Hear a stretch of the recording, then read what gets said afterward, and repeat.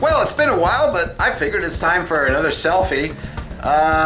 It's been busy. It's been holidays. There's been lots of things going on here, and I have not been very video or picture attentive. And it's going to be like that off and on through the last part of this year, because it is, after all, the holidays, and we have a lot of work to do that's really not that interesting. You want to watch us do packing? I'm actually going to show you a little bit of that in the upcoming show, because there's been lots of talk about packing and things getting broken, and so I'm packing everything myself from now on.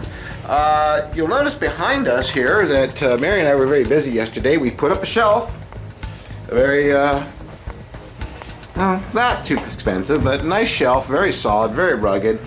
We really need the shelf space in here so we can have more models. Of course, that's my Gato, and of course my big U-boat underneath. And keep in mind, those of you that are first tuning into our show for the first time realize that these actually function. Yes, they dive and surface, and they are real submarines, quite literally, just like this one here.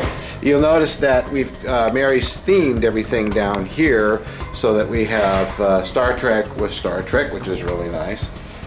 And we'll turn this on. Okay. And Voyager, which I still need to put the last few decals on and hit the clear on it before they start to peel off. And of course, K7, and I'm going to do some fun stuff with this. This is, of course, the toy from Playmates, but these are tinted. There's actually an interior in there. I want to make this a bit more canon. It is actually canon shape-wise, which amazed me when I compared it against the plans of the real thing. And of course, this Matt Jeffries concept design for the shuttle for the original TOS show. Lovely dedication plaque that Joe Melvin made for me. My birthday card from 2 years ago, and it's got lots of signatures like that one on it, which is pretty darn cool. I need to call Dorothy. I haven't talked to her for a while. Some of the props are here. Of course, the Ken Palco concept phaser, which is everybody seems to want one of those, but things didn't work out right, so they didn't get made. Maybe Ken one day will. And of course, this from Hank Zimmerman, which I just love. And of course, our World War I U-boat from OTW Designs. This is from Mike Dawkin, who is a good friend of mine, who had this authentic cap made for me. It's a U-boat captain's cap, and I remember when we were moving, Mary said, "What do you want to do with this thing? It's really nasty. You should throw it away." And I said, "No, this is a very expensive hat, and it was a gift from a friend, Mike Dawkin, and it's been aged and made to look like an authentic cap worn by a U-boat captain," and that U-boat right there. Which also brings me to Mike Dawkin very kindly has sent me a TWA Moonlighter, the 39, almost 40-inch model. That should be here any day, and we're going to make a little bit of a show out of that, because that's something I've always wanted since I saw it in person in 1958. Yes, 58. I was a young boy. And here's a nice wide shot of the whole room with everybody running and turning, and of course the Enterprise, you can see, has a lot less stuff around it, which we really like. So of course, sea views down here, and light it up again, and we move some of the smaller models upstairs. There's a bunch of Battlestar Galactica stuff down here, which really doesn't get seen that well, especially this one, which is my favorite, the Viper.